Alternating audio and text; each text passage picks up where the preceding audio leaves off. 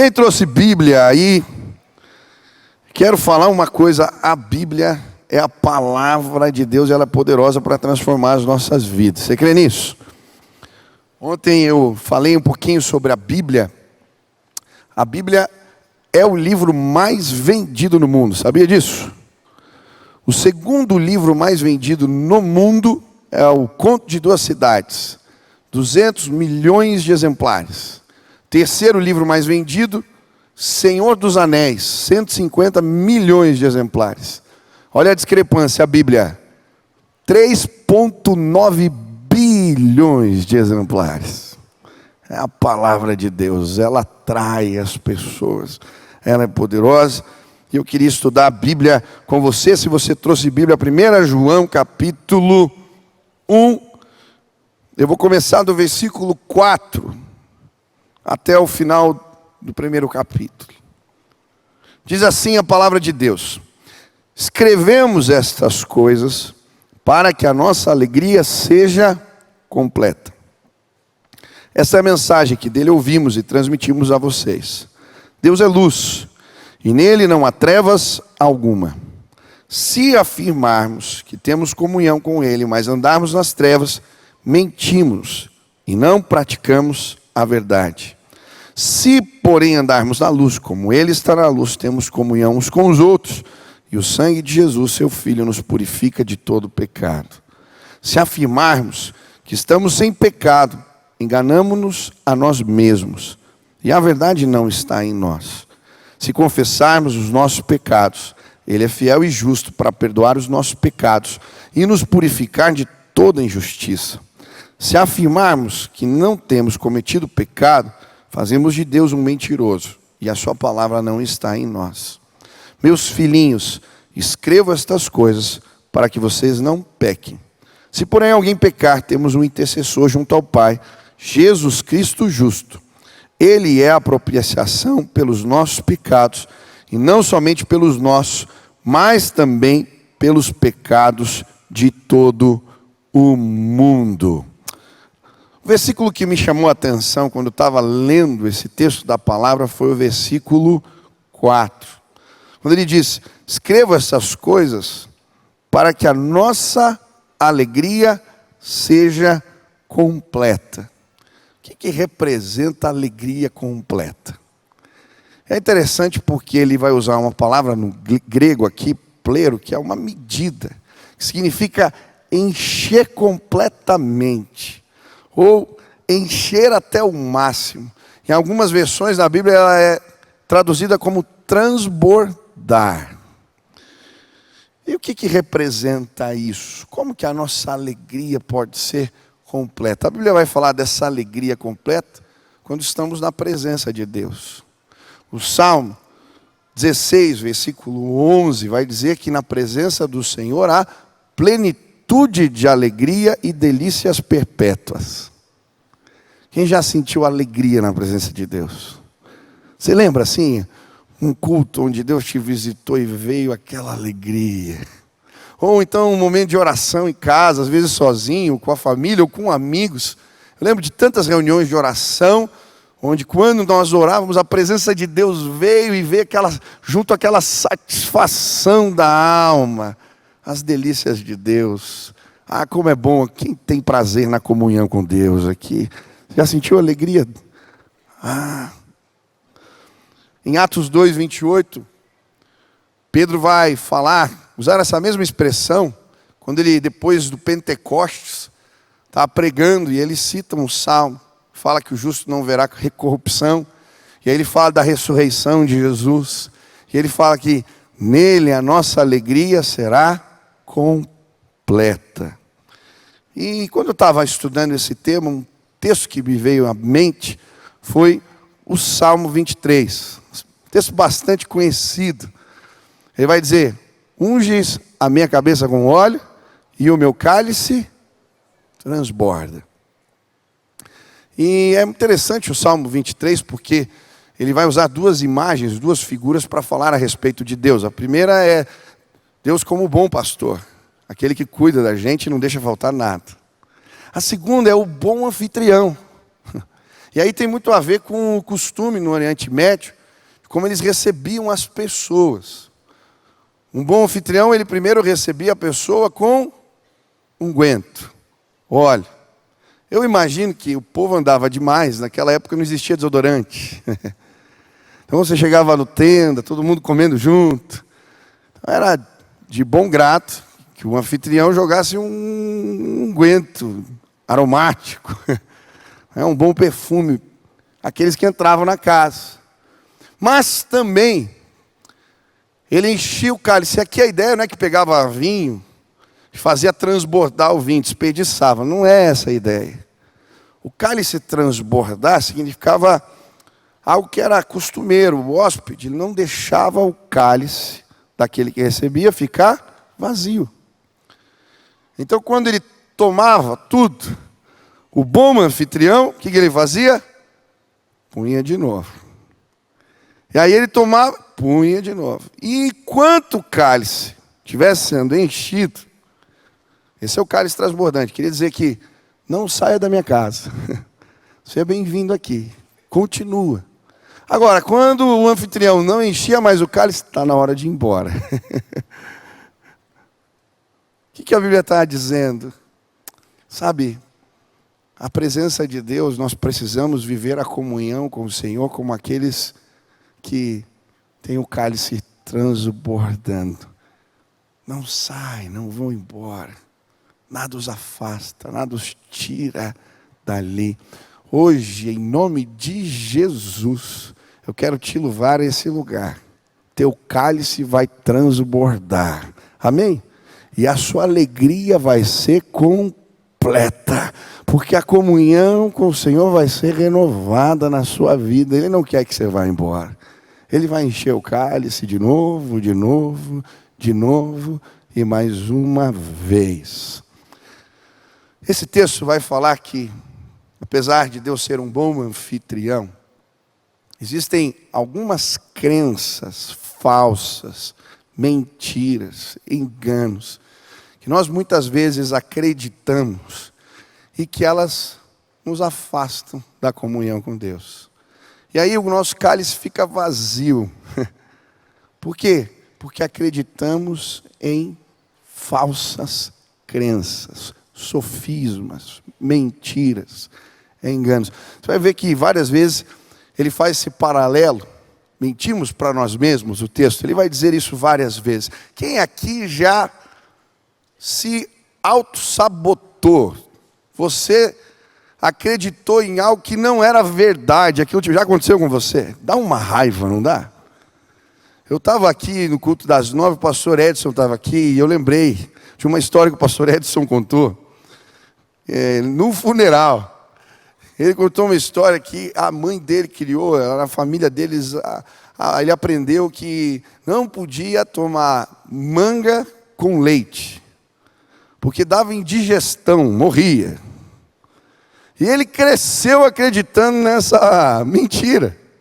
E aí um dia, ele sem perceber, já mais velho, comeu manga e tomou leite em seguida e começou a passar mal. Ele falou, meu Deus, eu vou morrer.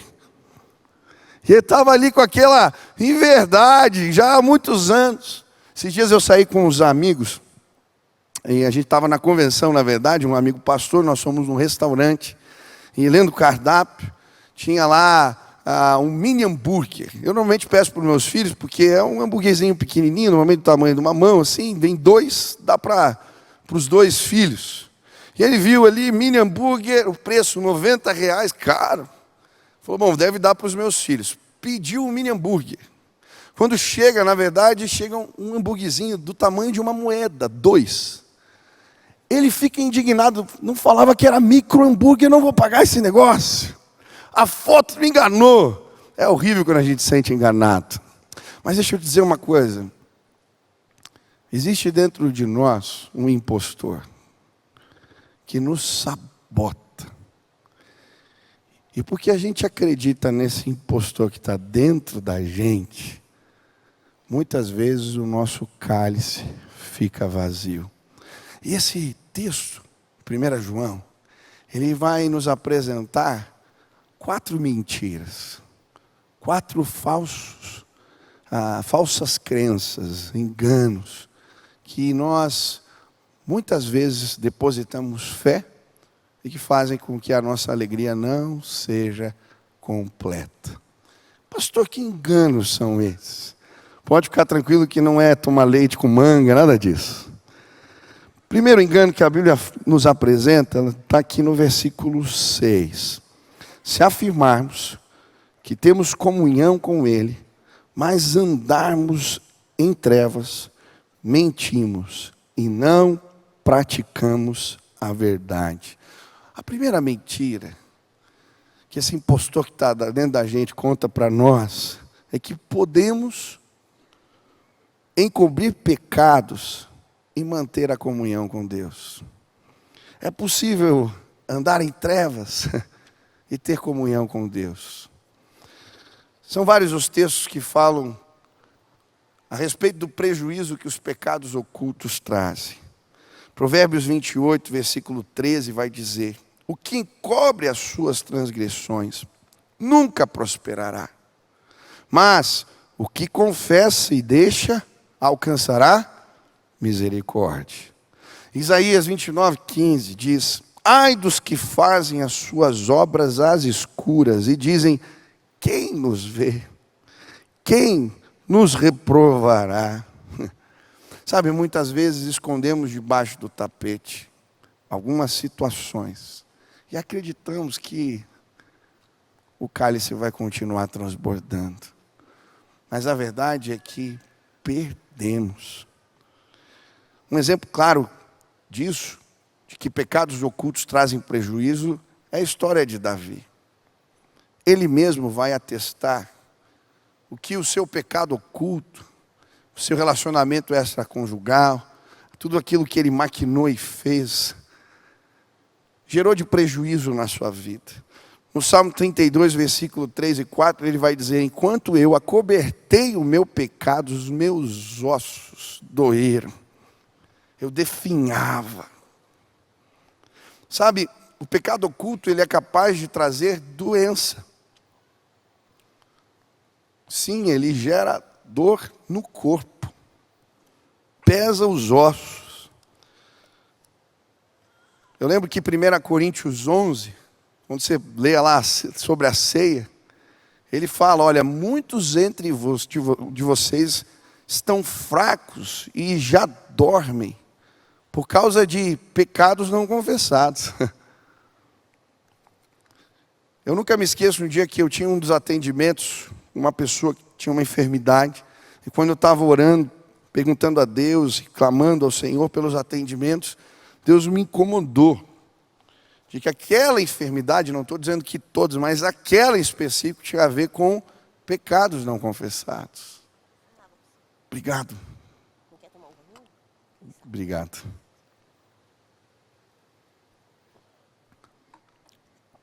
Tinha a ver com pecados não confessados. Eu lembro que aquela pessoa chegou e nós começamos a conversar. E eu falei: olha, estou com essa forte impressão no meu coração, tem algo. E aí quando ela contou o que estava acontecendo, nós demos a palavra, oramos, e aquela moça foi curada, porque Deus, sim, Ele tira doenças, Ele tira enfermidades que são geradas por pecados ocultos.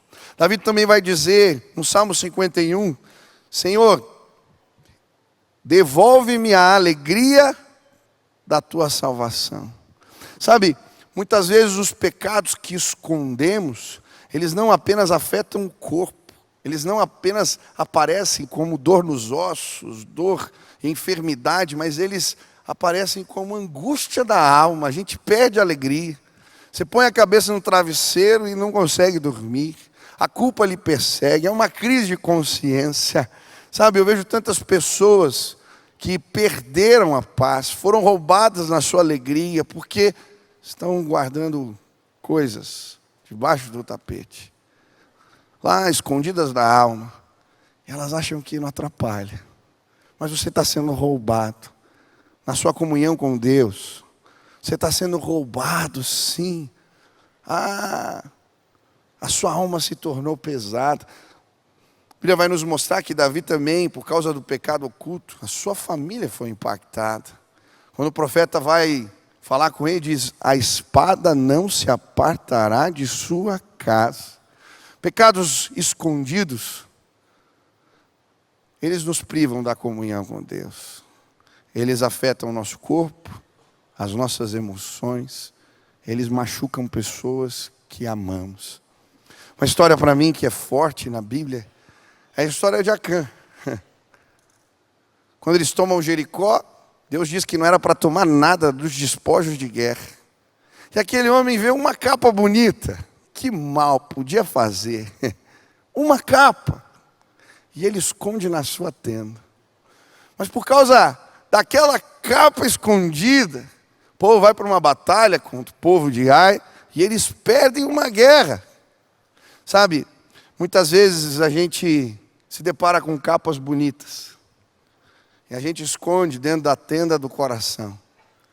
E a gente acha que não tem problema, que não causa nada, que não tem prejuízo.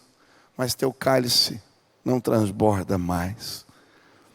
Hoje, em nome de Jesus, Deus vai te devolver plenitude de alegria. Porque capas bonitas vão ficar nesse lugar. Que mal tem? Foi só um encontro pela internet. É só um pequeno negócio ilícito. O jeito que a gente sempre fez, todo mundo faz. E aí, quando estamos em lugares que ninguém vê, usamos capas, escondemos elas na tenda do coração. E o nosso cálice não transborda mais. Eu não sei o que tem roubado a tua alegria. A comunhão com Deus. Em nome de Jesus, hoje deixa o Espírito levar embora esse lixo, essa tralha. Deus quer devolver a alegria para os seus. Sua vida vai ser transformada, da sua família também. Não acredita mais nessa mentira. Os nossos pecados ocultos, eles atrapalham sim a nossa comunhão com Deus. Segunda mentira, que o impostor que está dentro da gente tenta fazer a gente acreditar, é de que não temos pecado. Olha o que diz o versículo 8: se afirmarmos que estamos sem pecado, enganamo-nos a nós mesmos e a verdade não está em nós. A minha esposa, ela conta que ela ficava brava logo que ela chegou na igreja. Ela foi fazer um curso na Argentina de balé. Ninguém na família era crente. Nesse inteirinho que ela está lá na Argentina, meu sogro sofre um atentado, leva um tiro, entra aqui, sai pela boca, quase morre. E aí no hospital, a minha sogra lembra de uma irmã da igreja que falava de Jesus para ela e ora, se o Deus dessa irmã existe, salva o meu marido, meu sogro é curado, e eles começam a vir na igreja. Minha esposa, na época era uma adolescente, chega de viagem e daqui a pouco está todo mundo crente, vindo na igreja. E ela agora era obrigada a vir na igreja. E ela falou que ela não entendia nada. E uma coisa que ela disse para mim que ela não gostava é quando o pastor chegava no culto e falava: você é pecador. Olha para o irmão que está do seu lado, diz que ele é um pecador miserável. Aproveita, olha para o irmão que está do lado, diz: você não presta, você está estragado. E ela ouvia isso, ela falava assim: eu sou pecadora coisa nenhuma, eu não mato, eu não roubo, eu não faço mal para ninguém. Que negócio é esse que esse pastor está falando? Sabe, um dos princípios básicos do Evangelho é que todos nós somos pecadores. Romanos 3:23 vai dizer que todos pecaram e destituídos estão da glória de Deus.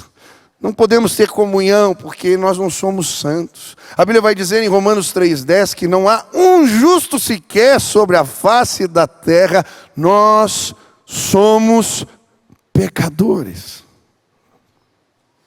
E enquanto não reconhecemos que precisamos da ajuda de Deus,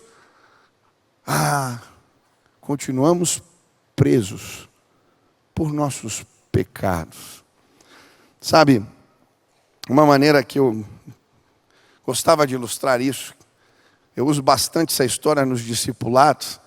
Eu ouvi quando era adolescente, guardei no meu coração. Sei que foi pastoreado por mim nos adolescentes. Deve ter ouvido essa história, uma fábula a respeito de um sapo e de um escorpião. Diz que o sapo estava na beira do lago. E o escorpião chega do lado dele e diz: seu sapo, me dá uma carona, quero atravessar o lago. O sapo diz para o escorpião: eu não posso fazer isso, você vai me dar uma ferroada. O escorpião diz: eu jamais faria isso. Se eu te der uma ferroada e a gente estiver no meio do lago, nós vamos morrer os dois. O sapo pensou um pouco e disse: sobe, escorpião. O escorpião sobe então no cangote do sapo. E eles começam a atravessar o lago. E eles estão no meio da travessia quando o sapo diz: ai! Seu escorpião! Você disse que não me daria uma ferroada. Como é que você faz um negócio desse? Agora nós dois vamos morrer afogados. O escorpião disse para o sapo: me desculpa, faz parte da minha natureza. Essa é a nossa condição. Nós temos uma natureza corrompida. Você não quer brigar em casa, mas você briga. Você não quer ter roupantes de ira, mas quando você vê, já foi. Você não quer falar mal dos outros, mas fala, porque nós somos pecadores. Mas a Bíblia diz que quando reconhecemos a nossa condição, o sangue de Jesus nos purifica. Ele é fiel e justo. Para purificar os nossos pecados, e não apenas isso. Quando nós pedimos a Ele ajuda, o Espírito Santo de Deus passa a habitar em nós. E agora, não é a carne que domina.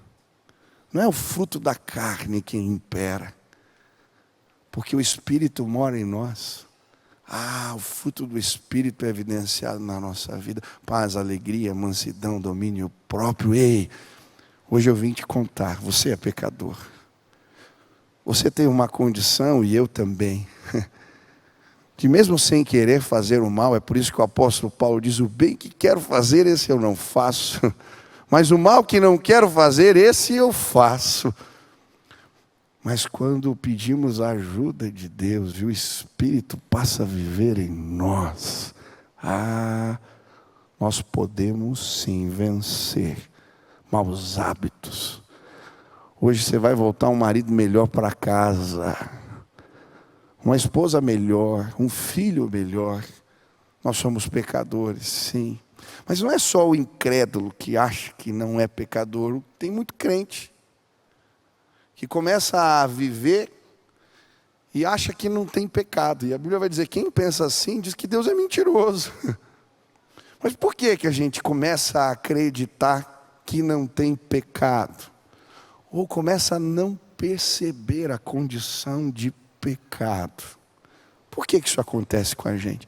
Quem aqui, hoje antes de sair de casa, olhou no espelho? Levanta a mão. Tem uns irmãos que vieram mal arrumados para a igreja. Você não olhou no espelho? Quem todo dia antes de sair de casa olha no espelho? Levanta a mão aí. Isso, amém, glória a Deus. Por que você olha no espelho? Porque você gosta de você? Porque você é narcisista? Por que você olha no espelho? Para o quê? Para se arrumar. A Bíblia vai falar que a palavra de Deus é espelho para nós.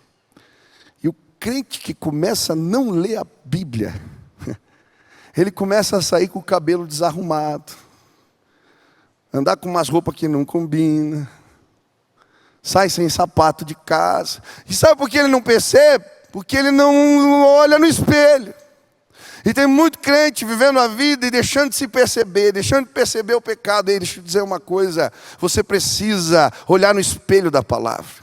E às vezes você vai ver coisas que você não gosta. Você vai ver que você está desarrumado, que algumas coisas não vão bem, mas à medida que a gente vai se relacionando com a palavra e nos deixamos sim ver como a palavra de Deus nos mostra, a gente vê que tem um monte de coisa para arrumar na vida. Talvez você esteja achando que está tudo bem, começa a ler a Bíblia.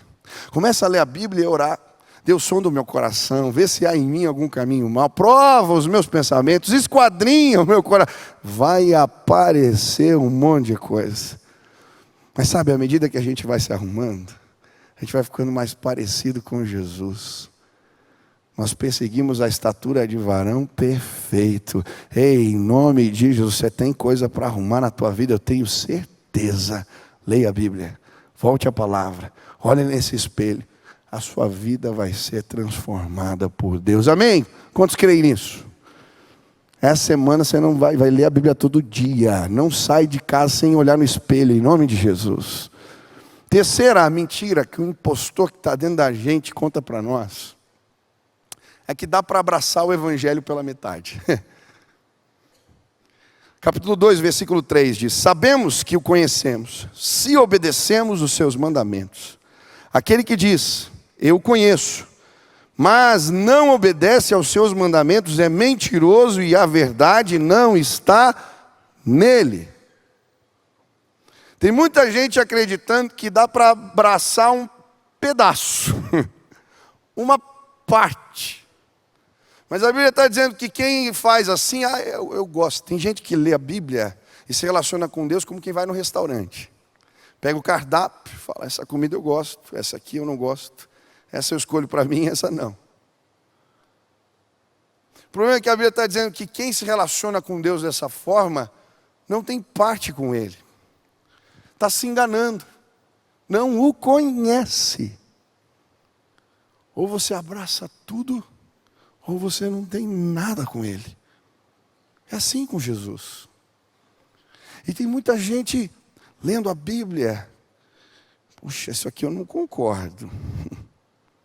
Sabe qual é o problema? A gente vem com as nossas bagagens, com as nossas histórias, com as nossas marcas. E eu vejo muitas pessoas tentando forçar texto da Bíblia para fazer valer aquilo que ele quer. Eu nunca vou me esquecer de um menino que marcou um horário comigo e ele queria me provar que ele tinha encontrado respaldo bíblico para usar maconha. Foi um atendimento assim maravilhoso. Falei, meu irmão, qual é o fundamento bíblico? Ele falou para mim, pastor, está escrito lá na Bíblia, Deus fez a Eva do campo.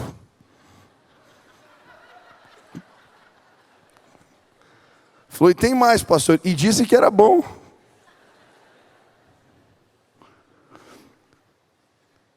Sabe, para de ler a Bíblia com os punhos fechados. Você está perdendo de ver o teu cálice transbordar. Porque a comunhão está interrompida. Sabe o que a gente vai entender? É na presença de Deus, é lendo a palavra, o que Ele diz sobre o homem, sobre a mulher, sobre o casamento, sobre o sexo, sobre a nossa relação com os filhos, sobre o nosso proceder. E aí eu pego as minhas bagagens e eu fico tentando torcer. Meu irmão, se renda à palavra. Faça um compromisso com você mesmo. De fazer valer o que lá está. E aí você vai ver o seu cálice transbordando em nome de Jesus. Abraça tudo. Tudo. Última mentira que o impostor que está dando na gente conta para nós. É possível ter comunhão com Deus e odiar os meus irmãos. Olha o que diz o versículo 9. Quem afirma estar na luz, mas odeia seu irmão, continua nas trevas. Quem ama seu irmão permanece na luz e nele não há causa de tropeço. Mas quem odeia seu irmão está nas trevas e anda nas trevas, não sabe para onde vai, porque as trevas o cegaram. Não dá para ter comunhão com Deus, o cálice transbordar. Se a gente odeia, guarda a ira, mágoa, ressentimento. Mateus 6, 14 e 15 diz: pois se perdoarem as ofensas uns dos outros, o Pai Celestial também perdoará vocês. Mas se não perdoarem, o Pai Celestial não perdoará as ofensas de vocês. Sabe, as ofensas, elas são uma cilada do inimigo para o crente. Na verdade, elas são para a maioria de nós. Quando alguém nos faz mal, quando alguém nos machuca, tomados pela razão, dizemos: é justo. É justo eu sentir assim, é justo eu odiar, é justo eu querer mal, é justo isso e aquilo. E enquanto nós guardamos no reservatório da alma mágoas, ressentimentos, ira, ódio, a nossa relação com Deus fica obstruída. O nosso cálice não transborda. Eu já vi tanta gente, eu já me senti assim. Um sentimento ruim por alguém que me fez mal tomou meu coração e eu ia dormir com aquilo e acordava com aquilo. Eu não conseguia orar direito porque aquilo me angustiava. Já sentiu assim? Eu lembro de um livro que eu li alguns anos atrás e me marcou bastante, do John Bevere, chamado A Isca de Satanás. E é muito interessante. Eu não sei se você sabia, mas a palavra ofensa na Bíblia, ela significa no grego escândalo. Quem já caçou passarinho aqui? Já usou arapuca para caçar passarinho? A palavra escândalo é o gatilho da arapuca. É esse significado. Ofensa é isso, na perspectiva bíblica. Você pega lá o galinho, arma a arapuca, põe ali a comidinha para o passarinho, e daí quando ele vai bicar, ele derruba o galho e cai na arapuca.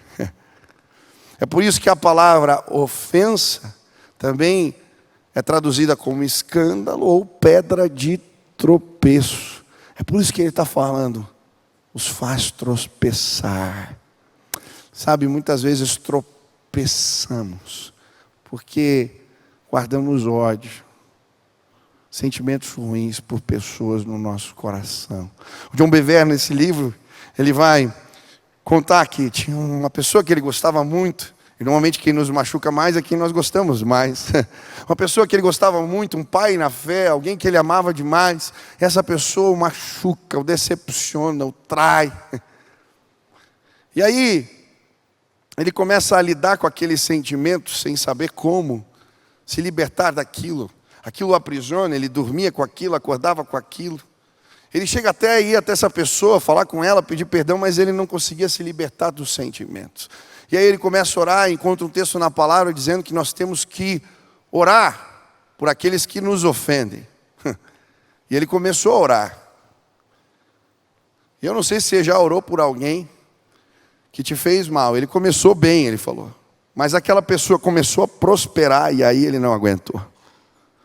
Deus, pesa a mão nesse sem vergonha. Não deixe ele dormir. Tira a paz. Quem já orou um pouco assim? Fala a verdade. E aí ele viu que não estava resolvendo. Eu oro, mas não está resolvendo. Continuo amargurado, continuo me sentindo mal, continuo não dormindo à noite, continuo pensando só nisso. E aí ele encontrou um outro texto na Bíblia que dizia que tinha que orar como se fosse por ele, com jejuns, pedindo a bênção. Falou, meu Deus, agora vai ser mais difícil. E aí ele começou a orar, Deus abençoa, faz prosperar, e aquilo doía. Um dia, Deus abençoa, 2 dias, Deus abençoa, 1 semana, 2 semanas, 1 mês orando. Ele falou que chegou uma hora que ele estava orando, Deus abençoa, faz prosperar. Deus, eu amo essa pessoa. Ele foi curado. Existem pessoas que vão ser curadas hoje nesse lugar. Você não liberou. Está doendo aí. Você está carregando esse negócio com você. E deixa eu te dizer, pessoas já me fizeram mal. Quando elas começaram a prosperar, eu ficava com raiva, não é justo. Eu já senti coisas ruins. Mas hoje eu posso dizer para você que eu oro por qualquer pessoa, sem pesar no meu coração, para que elas sejam abençoadas. Porque um dia, na presença de Deus, essa arapuca não funcionou mais para mim. Ele me libertou do laço do passarinheiro, aleluia. Eu fui curado. E aí, o meu cálice transbordou de novo. Hoje, na presença de Deus, Ele vai pôr óleo na sua cabeça e o seu cálice vai transbordar na presença dos seus inimigos. Unge a minha cabeça com óleo e o meu cálice transborda. Sabe, eu não sei que mentiras o impostor que está dentro de você e dentro de mim fez você acreditar. Mas talvez essas mentiras estão roubando a alegria completa. Estão roubando a comunhão com Deus. Hoje você veio a essa casa porque o bom anfitrião está aqui. E Ele está pondo vinho de novo. De novo. De novo. Ele está dizendo, não vá embora. Você é bem-vindo na minha presença. Hoje, sofismas, mentiras, enganos serão destruídos. Serão levados à presença de Cristo Jesus. Você vai ser renovado por Deus, se você quiser. Hoje eu queria orar por você. Talvez existam pecados ocultos. Talvez você não está lendo ou se enxergando no espelho da palavra e anda um pouco desarrumado e não percebeu. Talvez Deus te chamou para ler mais a Bíblia ou para perdoar alguém. Ou pedir ajuda, porque algo muito difícil está te machucando. Eu não sei o que a palavra de Deus te contou. Mas hoje eu queria que você clamasse, Deus, eu quero que a minha alegria seja completa. Eu quero a comunhão com o Senhor. Eu quero sentir a Tua presença. Ser renovado. Eu creio hoje. Deus vai derramar óleo de alegria. Você vai sentir alegria. Se você deseja isso, onde você está, fica de pé no teu lugar. Eu quero orar por você. Pedir Deus te abençoe. Que Deus te renove. Que Deus encha o seu cálice. Que Deus te dê força. Reconhece, tem coisa para arrumar. Deus, eu sou pecador. Me ajuda a enxergar o que eu não estou vendo. Pede ajuda de Deus. Amém? Vamos orar aqui, Pai. Tem tanta gente nesse lugar. E eu tantas vezes fui enganado pelo impostor que vive em mim. Às vezes deixei passar pecados, falhas, erros, que ficaram desapercebidas, mas lendo a Tua palavra, o Senhor me trouxe conhecimento.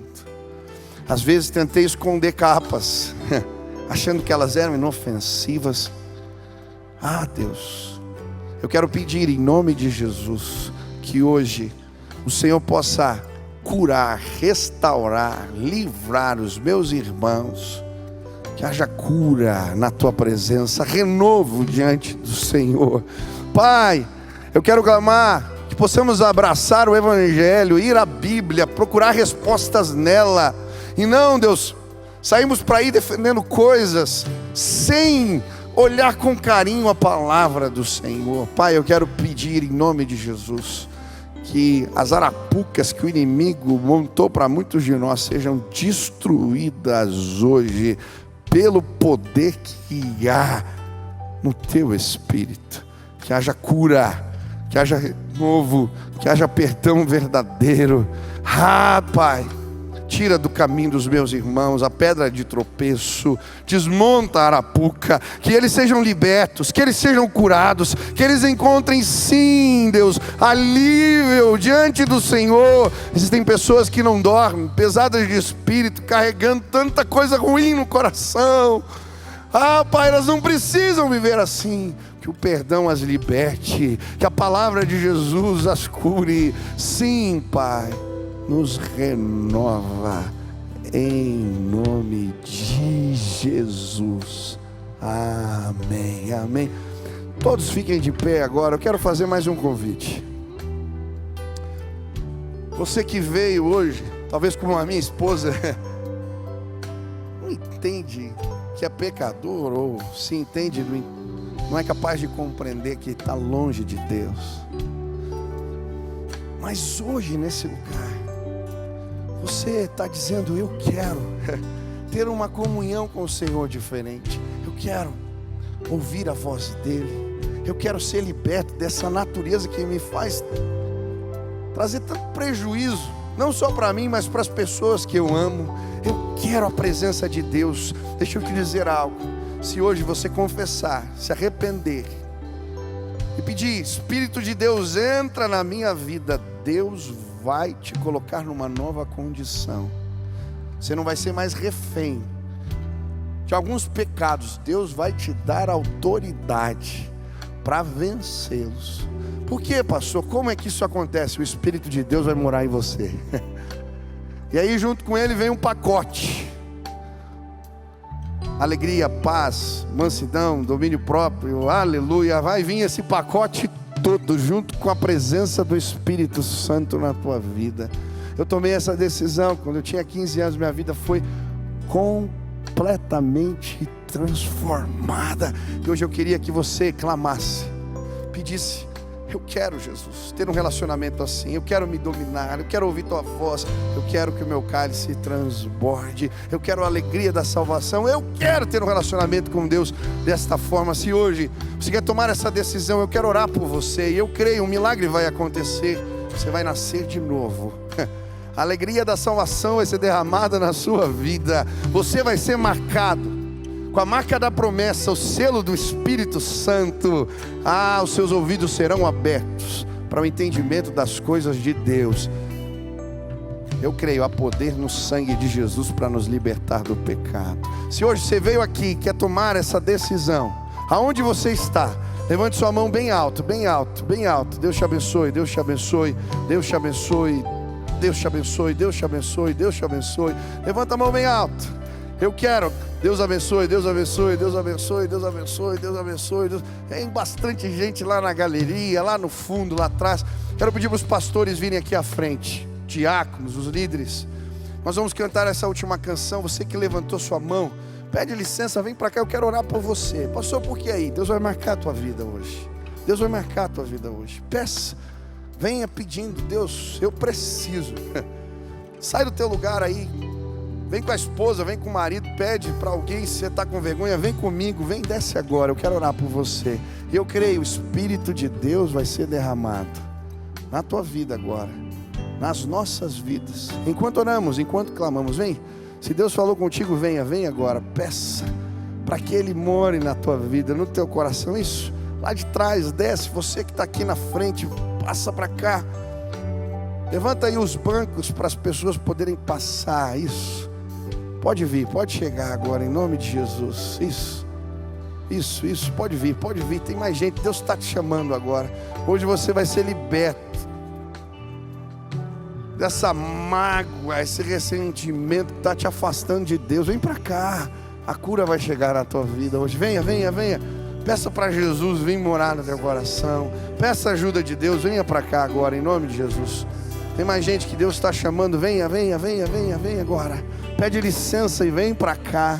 Pede licença, isso. Aleluia, venha, venha, venha. Chorar para os irmãos. Pai, te agradecemos pelo convite de Deus para nós. Quero pedir que agora o Senhor marque a vida desses meus irmãos com o selo da promessa. Que eles sintam a tua graça, o bálsamo curador de Deus sendo derramado sobre as suas vidas. Abençoa, Deus, guarda, cura. Começa um tempo novo, algo novo, uma história nova. Abençoa os meus irmãos. Essa é a minha oração, Pai, em nome de Jesus. Amém, amém. Estou lançando o meu canal no YouTube e queria te convidar para se inscrever. Toda semana, conteúdo novo, mensagem nova, uma oportunidade de você crescer no conhecimento da palavra de Deus. Se inscreve, participe, que Deus abençoe sua vida.